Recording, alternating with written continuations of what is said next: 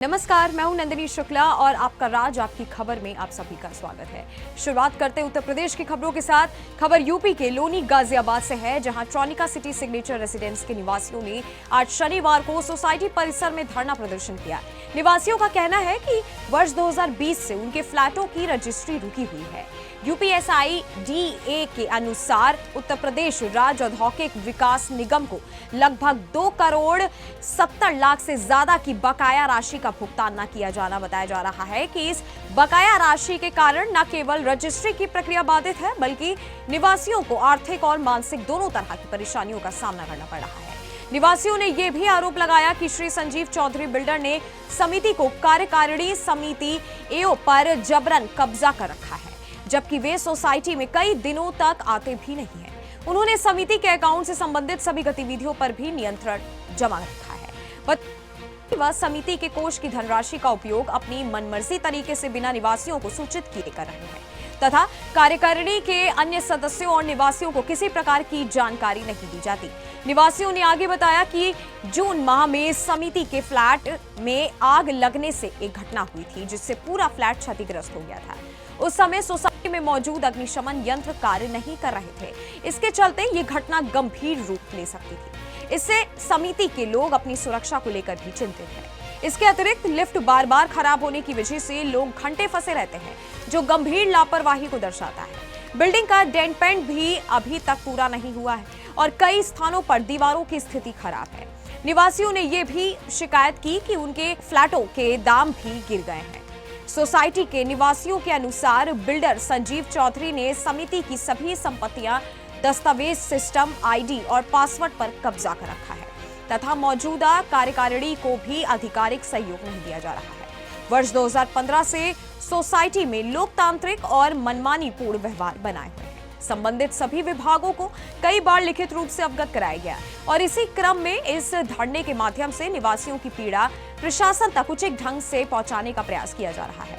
धरना स्थल पर भी संजीव चौधरी की उपस्थिति का न होना भी उनके कुकृत्य को साफ साफ दर्शाता है। यूपी के वाराणसी में प्रधानमंत्री नरेंद्र मोदी के 2 दिवसीय दौरे के दूसरे दिन काशी वासियों को 4 नई वंदे भारत एक्सप्रेस ट्रेनों की सौगात मिली। पीएम ने वाराणसी से खजुराहो सहित 3 ट्रेनों को वर्चुअली हरी झंडी दिखाई और बच्चों से संवाद भी किया। बनारस रेलवे स्टेशन को दुल्हन की तरह सजाया गया था। पूरे क्षेत्र में सुरक्षा के कड़े इंतजाम रहे। प्रधानमंत्री ने करीब 3200 प्रबुद्ध जनों को संबोधित करते हुए कहा कि काशी से विकास और आधुनिक भारत की नई कहानी लिखी जा रही है। बनारस में तो जितना विकास हुआ है, शायद इसके बारे में कल्पना भी हम लोग ने अपने जीवन में नहीं किया था, जितना विकास जो है प्रधानमंत्री के आने से हुआ है। अच्छा। हाँ, मैंने स्वप्न में, चूंकि हमारी 80 साल की अवस्था हो गई है, अपने बचपन से मैंने देखा था जिस तरह की स्थिति बनारस की थी कि चलना बड़ा मुश्किल था। लेकिन जब से ये प्रधानमंत्री हुए हैं या ये क्षेत्र के जो है सांसद चुन करके आए हैं, तब से हमारे जो है पूरे बनारस को जो है 4 चांद लग गया है। मैंने सारी देश की जनता जो है इस बनारस को देखने के लिए केवल उपस्थित होती है प्रधानमंत्री की जो है इस कारनामे हुए। प्रथम बार जब प्रधानमंत्री चुनाव वाराणसी से लड़े थे जी, तो उन्होंने एक नारा लिया था कि माँ गंगा ने मुझे बुलाया। तो क्या घाटों पर क्या लग रहा है आपके? नहीं, घाटों की पूरी तरह से सफाई हो रही है। घाटों में मैंने जनता के लिए जो है हर प्रकार की सुविधाएं दी जा रही है। आने जाने की सुविधा जो है, जैसे मैयत वगैरह भी जाती थी जो है डायरेक्ट जा करके राजघाट से सीधे जो है मैंने मनकनिका घाट तक जाती है। साफ सफाई बाकायदे जो है, फूल माला जो पानी में फेंका जाता था उसको जो है छान करके जो है सब बाहर निकाला जाता है। मैंने गंगा की सफाई पूरी तरह से की जा रही है। क्या कहना चाहेंगे बाबूजी? हम तो प्रधानमंत्री के बारे में तो कहते हैं कि हम तो अब तक जितना प्रधानमंत्री देखे, सबसे बेस्ट प्रधानमंत्री नरेंद्र मोदी जी हैं। और वाराणसी के सांसद भी हैं। और वाराणसी सांसद भी हैं। मतलब कि इतना बोल्ड आदमी। हाँ, विकास को लेकर के बहुत ही बोल्ड। मतलब कि साफ सफाई, बोल्डनेस, हर मामले में जितना भी कहा जाए कम ही। यूपी के सीतापुर जंक्शन पर वंदे भारत एक्सप्रेस का ठहराव शुरू होने से आज का दिन ऐतिहासिक बन गया। लखनऊ सहारनपुर रूट की यह ट्रेन अब सीतापुर में भी रुकेगी। इससे नैमिषारण्य धाम आने वाले श्रद्धालुओं को बड़ी सुविधा मिलेगी। नगर विकास मंत्री राकेश राठौड़ ने कहा कि यह पीएम मोदी के विकसित भारत के संकल्प की दिशा में महत्वपूर्ण कदम है। रेलवे अधिकारी ने बताया कि स्टेशन पर सभी सुविधाएं पूरी कर ली गई हैं। यात्रियों ने वंदे भारत को क्षेत्र का गौरव बताया। यूपी के मथुरा में वंदे मातरम के 150 वर्ष पूरे होने पर भाजपा महानगर द्वारा भव्य राष्ट्रगीत गायन समारोह आयोजित किया गया। कार्यक्रम में मुख्य अतिथि अशोक कटारिया और विधायक श्रीकांत शर्मा ने कहा कि वंदे मातरम मात्र गीत नहीं, भारत की आत्मा की आवाज है। पूरा वातावरण भक्ति से सराबोर रहा। महापौर विनोद अग्रवाल और भाजपा अध्यक्ष हरिशंकर यादव ने इसे राष्ट्रीय एकता का प्रतीक बताया। वंदे मातरम की जयकारों से पूरा परिसर गूंज उठा। वंदे मातरम का गान हमारे स्वतंत्रता सेनानी आदरणीय बंकिम चंद्र चटर्जी ने अपने आनंद मठ, जो उनका बहुत ही प्रसिद्ध उपन्यास है, उसमें इस गान का उल्लेख किया, जो बाद में आजादी के संग्राम का एक प्रमुख खेल गान बना। इस गान में भारत माता के विषय में पूरा चित्रण किया गया है कि हमारी भारत माता कितनी श्रेष्ठ है। हर वह वस्तु और विषय भारत माता के द्वारा भारत माता के सपूतों को प्रदान जो किए गए हैं, उसकी इस गान में व्याख्या है। भारत माता जो कि अपने सुपुत्रों को, अपने देश के नागरिकों को हर कुछ देती है। भर में वंदे मातरम के 150 जो वर्ष पूरे हुए हैं, उन पर पूरे देश भर में हम लोग सेलिब्रेशन चल रहा है। तो जिस तरह से ये जो गीत है, ये केवल शब्दों का संकलन नहीं है, ये भारत की आत्मा है। और जिस तरह से इस गीत के माध्यम से यहाँ से जो अंग्रेज थे, उनको हम सब भारत के लोगों ने खदेड़ा। इस गीत से प्रेरणा लेकर हम इकट्ठा हुए और आज तक हम लोग इस गीत के माध्यम से संकल्प ले रहे हैं कि 2047 तक भारत को हम लोग विकसित भारत बनाए। ये जो गीत है, ये बहुत अच्छे शब्दों में और हर वर्ग के लोगों को, यानी कि भारत के तमाम वर्ग के लोगों को ये जोड़ता है और इसकी यही खूबसूरती है। तो हम सब लोग अपने क्रांतिकारियों का भी अभिनंदन करते हैं और हम अपने प्रधानमंत्री जी का, कि उनकी जो सोच है कहीं ना कहीं एक भारत श्रेष्ठ भारत, जो सरदार पटेल साहब की जो सोच थी, उसी के आधार पर हमारे प्रधानमंत्री जी भी एक भारत श्रेष्ठ भारत के सोच को आगे बढ़ाते हुए और इस गीत के माध्यम से अब हम सब लोग इकट्ठा हों और 2047 में हमारा भारत विकसित भारत। यूपी के प्रयागराज के सुभाष चौराहे पर राष्ट्रगीत वंदे मातरम के 150 वर्ष पूरे होने पर भव्य आयोजन हुआ। हजारों नागरिकों, छात्रों और नेताओं ने एक स्वर में गीत गाकर देशभक्ति का संदेश दिया। बच्चों ने तिरंगा लहराते हुए भारत माता की जय के नारे लगाए। यह आयोजन राष्ट्र की एकता, अखंडता और गौरव का प्रतीक बना। कार्यक्रम में सभी ने वंदे मातरम को स्वतंत्रता संग्राम की प्रेरणा और आज की राष्ट्रीय पहचान बताया। आज हम सबके लिए सौभाग्य की बात है कि पूरे राष्ट्र में एक साथ ये वंदे भारत गीत गाया जा रहा है और सब संकल्पित हो रहे हैं कि ये गाना हमेशा ही, चाहे राजनीतिक रूप में रहा हो, चाहे सामाजिक रूप में रहा हो, चाहे राष्ट्र के रूप में रहा हो, हमेशा इस गाने को गाकर जो ऊर्जावान लोग रहे और वो ऊर्जा प्राप्त किए और देश की क्रांति में भी बहुत बड़ा स्थान रहा इस गीत का। तो मैं सबसे पहले बंकिम चंद्र चटर्जी को और रविन्द्रनाथ टैगोर जैसे लोगों को, जिन्होंने इस गीत को आगे बढ़ाया, और मैं आने वाले भविष्य से यही चाहती हूँ, 150 साल आज हुए हैं, इसी गीत को गाकर अपने जीवन को ऊर्जावान बनाएं और आगे बढ़ने का काम करें। ये क्रांतिकारी गीत है और इस गीत को अगर आप आगे बढ़ाने का काम करेंगे तो मुझे लगता है राष्ट्र आगे बढ़ने का काम करेगा। क्रांतिकारियों की धरती रही है। चंद्रशेखर आजाद जैसे महान क्रांतिकारी यहीं पर शहीद हुए। अंग्रेजों से मुकाबला करने के लिए वंदे मातरम का गान एक महामंत्र के रूप में क्रांतिकारियों के लिए था। आज वंदे मातरम का गान हुए 150 वर्ष हो गए। आज उसी उपलक्ष्य में पूरे देश भर में वंदे मातरम गान का कार्यक्रम रखा। यूपी के मथुरा के कोसी कला में पुलिस ने 9 साल से फरार 25,000 के इनामी गौ तस्कर सिराज को मुठभेड़ के दौरान गिरफ्तार किया। बदमाश को दोनों पैरों में गोली लगी, जिसे जिला अस्पताल भेजा गया। आरोपी हरियाणा के पलवल का निवासी है और उस पर आधा दर्जन से अधिक मुकदमे दर्ज हैं। पुलिस ने मौके से एक स्प्लेंडर बाइक, तमंचा और कारतूस बरामद किए। सिराज के खिलाफ आगे की कानूनी कार्रवाई जारी। यहाँ पर एक गौ तस्कर घूम रहा है, जिसके चलते उसकी गहरा घेराबंदी के लिए यहाँ पर पुलिस टीम ने जैसे ही यहाँ पर घेराबंदी की तो उसने पुलिस को देखते ही फायरिंग कर दी और भाग निकलने की कोशिश की। तभी पुलिस ने भी आत्मरक्षार्थ बदमाश पर भी फायरिंग की, उसके पैर में गोली लगकर वो गंभीर रूप से घायल हो गया। और घायल इस बदमाश की पहचान सिराज सन ऑफ जबर खां अली मेव थाना बहीन पलवल का ये रहने वाला निकला। और ये 2016 से गो तस्करी का वांछित था, जिसके ऊपर 25,000 का इनाम भी चल रहा था। और इसके पास से एक मोटरसाइकिल और एक तमंचा, 2 जिंदा कारतूस बरामद हुए तथा इसने पूछताछ के ऊपर ये स्वीकार किया है कि ये 2016 से इस घटना में यहाँ पर वांछित था और इसको उपचार हेतु जिला चिकित्सालय रेफर किया गया है तथा इसके चलते अग्रिम विधिक कार्रवाई अमल में लाई। यूपी के हरदोई में 387 गौशालाओं में 80,000 से ज्यादा अधिक गौवंश की सुरक्षा के लिए 1,326 सीसीटीवी कैमरे लगाए गए हैं। जिला पशु चिकित्सा विभाग मुख्यमंत्री योगी आदित्यनाथ के निर्देशों पर पूरी तरह अमल कर रहा है। अधिकारी नियमित भ्रमण कर रहा हरा चारा, पानी और व्यवस्था की जांच करते हैं। पराली से खाद बनाने की विशेष मुहिम भी चलाई जा रही है। जिला पशु चिकित्सा अधिकारी अशोक सिंह ने किसानों से पराली न जलाने की अपील की। हमारी सरकार ने गोवंश को लेकर के बहुत सारे कार्य किए हैं। इस कड़ी में हरदोई में कुल 387 गौशालाएं बनाई गई हैं और इसी 387 गौशालाओं में अभी तक कुल 79,229 गोवंश संरक्षित किए गए हैं। इन गोवंश के लिए सरकार के द्वारा प्रत्येक गोवंश पर 50 रुपया डेली दिया जा रहा है। इसके अलावा इनके खान पान, इनके रहन सहन, इनकी व्यवस्था के लिए, इनकी मॉनिटरिंग के लिए हमारे जनपद में कुल 1326 सीसी कैमरे लगाए गए हैं।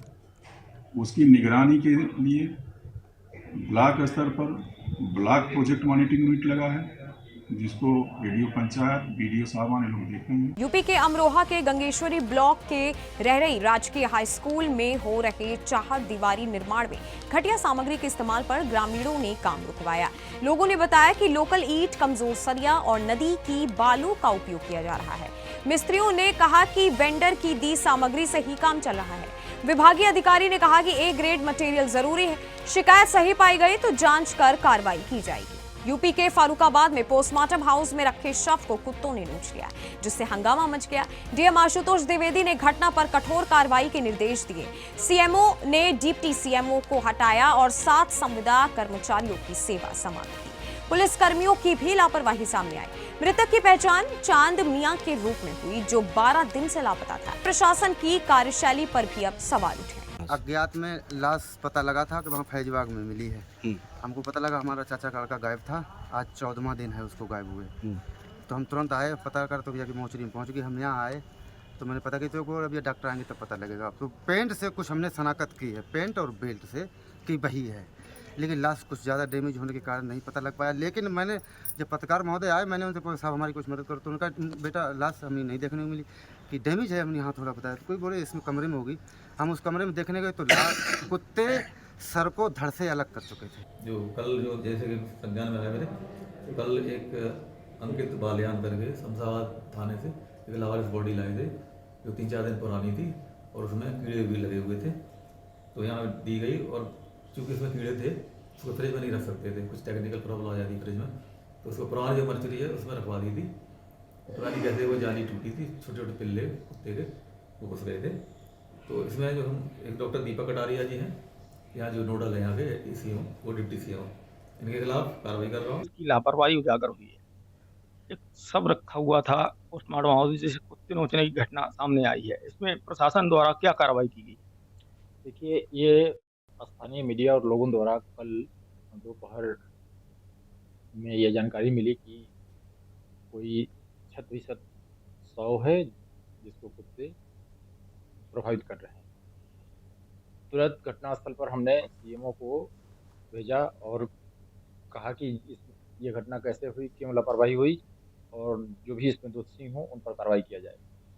सीएमओ वहाँ मौके पर गए, फिर उन्होंने जो बताया कि मेन पोस्टमार्टम में ये नहीं रखा गया था। एक अज्ञात शव जो काफ़ी छत बिछत था और उसमें काफ़ी कीड़े लगे हुए थे, इसलिए उसको पुराने एबंडन्ड पोस्टमार्टम में उसको रखा गया था और रखकर कोई पुलिस कर्मचारी उसमें ताला लगाकर कहीं चला गया था। कहीं से उसमें खिड़की या दरवाजा नीचे का टूटा हुआ था या खुला हुआ था, जिससे छोटे कुत्ते वहाँ चले गए। तो कुत्ते उसको ब्लड से रिलेटेड चीज़ें थी तो उसको प्रभावित किए। फिर भी ये हमने जो भी इसमें लापरवाही किए हैं, तात्कालिक दृष्टि से सीएमओ ने प्रभारी को हटाया, जो उसमें ड्यूटी लगी थी, गार्ड और वार्ड बॉय आदि की, उन पर भी कार्रवाई की है और एसपी साहब को भी पुलिस की इस लापरवाही के लिए कार्रवाई करने के लिए कहा गया है। ये स्थितियां ठीक नहीं है। यूपी के संभल के नरौदा गांव में मिट्टी की ढहान में 7 महिलाएं दब गईं, जिनमें से एक की मौत हो गई। पुलिस ने खेत स्वामी हरि सिंह सहित 3 लोगों पर मुकदमा दर्ज किया है और एक आरोपी को हिरासत में लिया। खनन निरीक्षण ने खेत स्वामी पर 5 लाख का जुर्माना लगाया। बताया गया कि बिना अनुमति के गहरा गड्ढा खोदकर मिट्टी निकाली जा रही थी। प्रशासन ने मामले की जांच शुरू कर दी। थाना बहजोई को सूचना प्राप्त हुई थी कि ग्राम नरौदा में मिट्टी से दब जाने के कारण कुछ महिलाएं और बच्चियां दब गई हैं। इस सूचना पर तत्काल थाना पुलिस मौके पर पहुंची और घायलों को प्राइवेट वाहनों और सरकारी वाहन से अस्पताल भेजा गया, जहां उनका उपचार किया गया। दौरान उपचार एक महिला भूदेही पत्नी रमाशंकर की मृत्यु हो गई, जिसका नियमानुसार पीएम कराया जा रहा है। इस संबंध में जब जानकारी की गई तो पता लगा कि गांव के बाहर राजवीर के खेत में वीरेश और हरि सिंह द्वारा बिना अनुमति के अवैध तरीके से मिट्टी का खनन किया गया, जिससे एक जोखिमपूर्ण गड्ढा बन गया था, जिससे जब महिलाएं और बच्चे निकल रहे थे तो वो मिट्टी अचानक उनके ऊपर गिर पड़ी, जिससे वो दबकर घायल हो गए। इस सूचना पर गहनता से जानकारी की जा रही है तथा इसमें शामिल व्यक्तियों के विरुद्ध अभियोग पंजीकृत किया जा रहा है। हरि सिंह को पकड़ लिया गया है और इससे पूछताछ की जा रही है। अभियोग में पंजीकृत अन्य 2 लोगों के लिए टीम गठित कर दी गई है, उनको भी यथाशीघ्र गिरफ्तार किया जाएगा। घर की लिपाई पुताई के लिए मिट्टी लेने गई 7 महिलाएं अवैध खनन के गड्ढे में दबी है, जिनको ग्रामीणों द्वारा निकाला गया है। वहीं आनंद फनन में अस्पताल में भर्ती कराया है। उपचार के दौरान एक महिला की मौत हो गई है। आपको बता दें, ये घटना पूरी संभल के बहजोई कोतवाली क्षेत्र के नरौदा गाँव की है, जहाँ पर मिट्टी लेने गई 7 महिलाएं दब गई थी। वहीं ग्रामीणों द्वारा उनको निकाला गया था। उसके उपरांत अस्पताल में, निजी अस्पताल में, सरकारी अस्पताल में भर्ती कराया गया था, लेकिन उपचार के दौरान एक महिला की मौत हुई है। फिलहाल पुलिस ने एक आरोपी को गिरफ्तार कर लिया है और पुलिस मामले की जांच पड़ताल में जुटी है। रामपाल सिंह, सुदर्शन न्यूज, संभल। यूपी के लखीमपुर में 20 रुपए को लेकर हुए विवाद में दुकानदार ने युवक आलोक की इतनी पिटाई की कि इलाज के दौरान उसकी मौत हो गई। परिजनों ने पहले ही पुलिस को सूचना दी थी, लेकिन कोई कार्रवाई नहीं हुई। गुस्साए परिजनों ने शव रखकर हाईवे जाम किया, जिस पर पुलिस ने लाठीचार्ज किया। परिवार ने पुलिस पर पक्षपात के आरोप लगाए हैं, जबकि कोतवाल ने जांच का आश्वासन दिया। असम के डिब्रूगढ़ में सरदार वल्लभ भाई पटेल की 150वीं जयंती पर विशाल पदयात्रा निकाली गई। केंद्रीय मंत्री सर्बानंद सोनोवाल के नेतृत्व में हजारों नागरिक, मंत्री और युवा शामिल हुए। आपको बता दें कि सरदार वल्लभ भाई पटेल के 150वें जन्म जयंती के अवसर पर डिब्रूगढ़ में जिला प्रशासन की तरफ से विशाल पदयात्रा निकाली गई, जिसमें केंद्रीय मंत्री सर्बानंद सोनोवाल के साथ ही राज्य के कई मंत्री, विधायक व प्रशासनिक अधिकारियों और बड़ी संख्या में युवाओं व नागरिकों ने भाग लिया।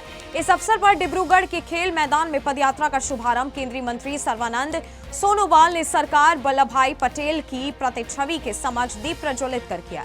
देश की एकता व अखंडता का संदेश देते हुए पदयात्रा के दौरान प्रतिभागियों ने भारत माता की जयकारों से पूरे शहर को गूंजमान कर दिया। देश की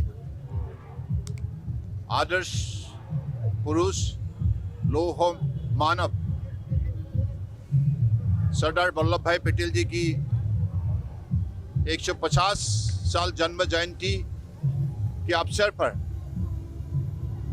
देश भर में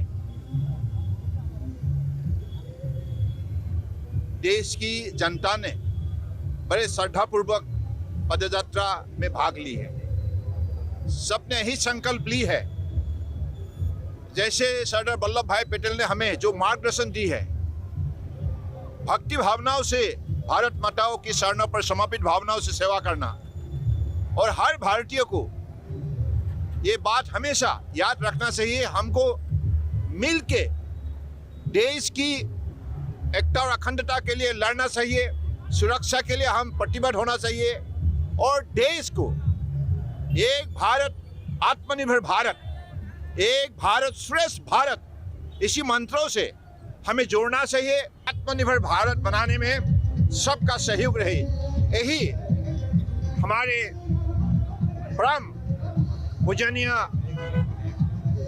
देश के बड़े स्वतंत्रता सेनानी लौह मानव सरदार वल्लभ भाई पटेल के लिए श्रद्धांजलि होंगे।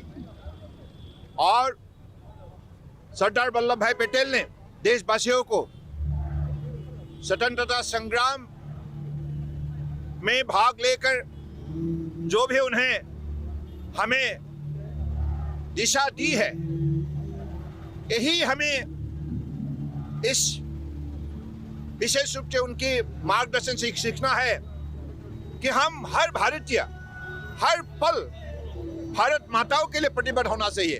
देश की आदर्श पुरुष लौह मानव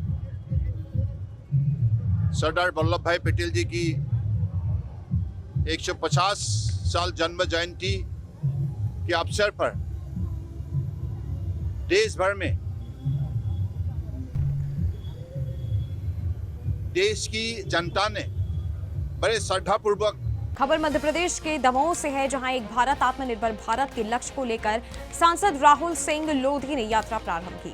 दमोह में सांसद राहुल सिंह लोधी ने सरदार पटेल की 150वीं जयंती पर एक भारत आत्मनिर्भर भारत के लक्ष्य के साथ जेरठ शहीद स्मारक से 14 किलोमीटर की पदयात्रा शुरू की। यात्रा में हजारों की संख्या में लोग शामिल हुए। मंत्री लखन पटेल और भाजपा नेताओं ने भी भाग लिया और यह यात्रा कई ग्रामों से होती हुई घनश्याम गार्डन नरसिंहगढ़ में संपर्क हुई।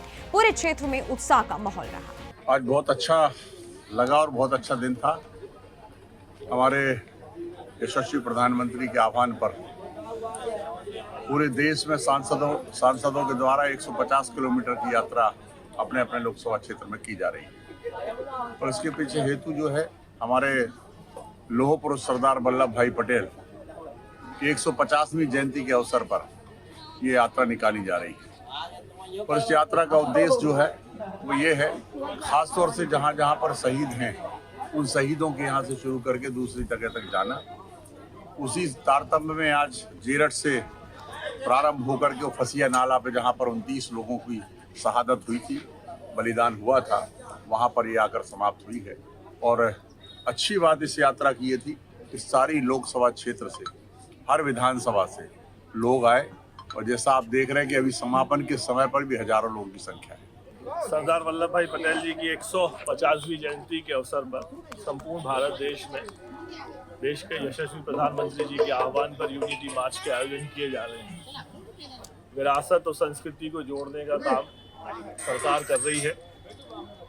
नई पीढ़ी को ये पता रहना चाहिए कि जो आज खुले आसमान में जो सांस ले रहे हैं, उसके पीछे हमारे परिवारों के, हमारे वंशजों की कितने लोग शहीद हुए, इसकी जानकारी उनको रहना चाहिए। खबर मध्य प्रदेश के बुरहानपुर से है, जहां एशिया की मशहूर ताप्ती मिल बंद होने से सैकड़ों मजदूर सड़क पर उतर आए। 5 साल से ठप पड़ी इस मिल के कर्मचारियों ने रोजगार बहाली की मांग की।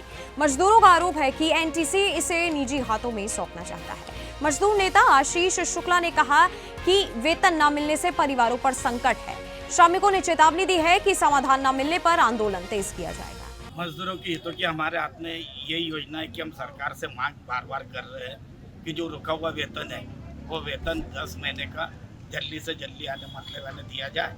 और दूसरी मांग हमारी ये है कि जो 3 साल का बोनस है जो बॉम्बे की मिल में बढ़ चुका है वो यहाँ पे भी वितरित किया जाए बोनस। और जो अंदर बाबू लोग और सुरक्षा विभाग वाले काम करते हैं, कम से कम उनको महीने की महीने वेतन दिया जाए। बस यही हमारी आंदोलन शांतिपूर्ण रूप से और बहुत इतने मात्रा में संख्या में मजदूर आए, बहुत अच्छा लगा। क्योंकि मुझे लगता है कि इससे पहले भी आंदोलन हुए लेकिन बहुत कम संख्या रहती थी, इस बार संख्या बहुत ज़्यादा थी। क्या मांगे आंदोलन की आपकी? ये हमारा रुका हुआ वेतन मिल जाए। कि आज का जो आंदोलन था, यह कोरोना काल के बाद मजदूरों को जो आधा वेतन दिया जा रहा था, पिछले 9 माह से वो वेतन भी मजदूरों को अभी तक मिला नहीं। साथ ही साथ मजदूर की एक ही मांग है कि मिल चालू करें। अगर गवर्नमेंट इस मिल को चालू करने में अक्षम है तो कम से कम शासन जो एनटीसी विभाग है और जो कपड़ा मंत्रालय है वो अपनी पॉलिसी को क्लियर करे कि मिल आगे चलाना चाहते हैं या नहीं चलाना चाहते हैं। मजदूर पगार के लिए इतना चिंतित नहीं जितना काम के लिए चिंतित है। मजदूर घर बैठ के पगार लेने के बिल्कुल फेवर में नहीं है, क्योंकि ये सब मेहनती मजदूर है। लेकिन मिल के शासकीय कागजों में मिल प्रारंभ है, लेकिन इनका कहना है उत्पादन बंद है। अब उत्पादन बंद है तो उसके बाद से ये 50% वेतन पहले मजदूरों को दिया जा रहा था। वर्तमान परिस्थिति में 9 माह का वेतन भी इन्हें नहीं मिला है। साथ ही साथ कुछ लोगों का वेतन तो पूर्ण रूप से बंद कर दिया है। मध्य प्रदेश के धार जिले के मनावर में पुलिस ने 3 खेतों में 1376 किलो गांजा जब्त किया, जिसकी कीमत करीब 1 करोड़ 31 लाख रुपए बताई गई। कार्रवाई ग्राम जामनिया मोटा, लाइनपुरा और बामडुड में हुई। कपास के खेतों के बीच लगाए गए 515 गांजे के पौधे बरामद किए गए। आरोपी रामेश्वर उर्फ पोमडिया के खिलाफ एनडीपीएस एक्ट में मामला दर्ज है, जो फिलहाल फरार है। पुलिस जांच में जुटी। हमारे द्वारा 3 टीमें गठित की गई और 3 टीमों को जो मुखबिर द्वारा में सूचना प्राप्त हुई थी उसकी तस्दीक हेतु भेजा गया था, जिसमें ग्राम जामनिया मोटा, लाइनपुरा और बापड़ूद, ये दोनों गांवों में हमारी टीमों ने दबिश दी और दबिश देने के बाद में सूचना सही पाई गई और कपास के खेतों के बीच में अलग अलग जगहों पर लगभग 3 जगहों पर अलग अलग क्वांटिटी में हमें गांजे के पौधे प्राप्त हुए। ग्राम जामनिया मोटा, लाइनपुरा में लगभग 75 पौधे जो कि 112 किलोग्राम के, जिनकी कीमत लगभग 6 लाख रुपए है। और दूसरा बापड़ूद गाँव में, जिसमें लगभग 130 पौधे जिसका वजन लगभग 386 किलोग्राम है, जिनकी कीमत लगभग 38 लाख रुपए है। इसके अलावा बापड़ूद गांव में ही एक और जगह 310 पौधे जिनका वजन लगभग 861 किलोग्राम है, जिसकी वैल्यू लगभग 87 लाख है। इस प्रकार कुल 515 पौधे जिनका वजन लगभग 1400 किलोग्राम है और जिनकी कीमत लगभग 1 करोड़ 31 लाख रुपए है, वो दबिश देकर उस पर कार्रवाई की गई। मध्य प्रदेश के बैतुल के ग्राम कुप्पा में खेत में गिरी रहस्यमयी वस्तु का रहस्य अब भी बरकरार है। प्रूफ रेंज की टीम ने मौके से मेटल पार्ट जब्त कर जांच के लिए भेजा। एसडीओपी मयंक तिवारी ने बताया कि यह मिसाइल या बम परीक्षण में प्रयुक्त हिस्सा हो सकता है। सुरक्षा एजेंसियों ने सुरक्षा साथ ही क्षेत्र को सुरक्षित घोषित कर दिया है। ग्रामीणों से कहा गया है कि घबराए नहीं, रक्षा विभाग आगे की जांच करेगा। कि हमें भी यहाँ के सही वास्तविकता पता चली। अभी एक जो किसान इनके खेत में जो घटना हुई है जी, उन्होंने अभी बताया, मुझे उनसे पूछा कि कल दोपहर में कोई ऐसी इधर जो केसला प्रूफ रेंज है इधर से कोई चीज़ ऐसी आई जो उनके खेत में मतलब ऐसा नीचे धंस गई और बहुत तेज आवाज़ आई थी। बाकी यहाँ पे कोई पशु हानि, जन हानि या किसी प्रकार की कोई हानि नहीं हुई जी, ना कोई फसल क्षति हुई जी, सब बढ़िया। उसमें प्रथम दृष्टया आर्मी के ऑफिसर द्वारा बताया गया कि मौखिक रूप से कि इसमें कोई भी एम्यूनिशन जैसा विस्फोटक सामग्री नहीं है, ये सिर्फ एक मेटल पार्ट है जो उसके पीछे लगता है। उसको रेस्क्यू करके उन आर्मी जो अधिकारी आए थे वो स्वयं अपने साथ लेकर गए हैं। उन आंतरिक कार्रवाई करने का उन्होंने आश्वासन दिया है और उसके बाद वो उसकी रिपोर्ट हमको सबमिट करेंगे। आपका राज आपकी खबर में आज के लिए बस इतना ही। बाकी देश और दुनिया की तमाम बड़ी खबरों के लिए देखते रहिएगा सुदर्शन न्यूज। जय हिंद।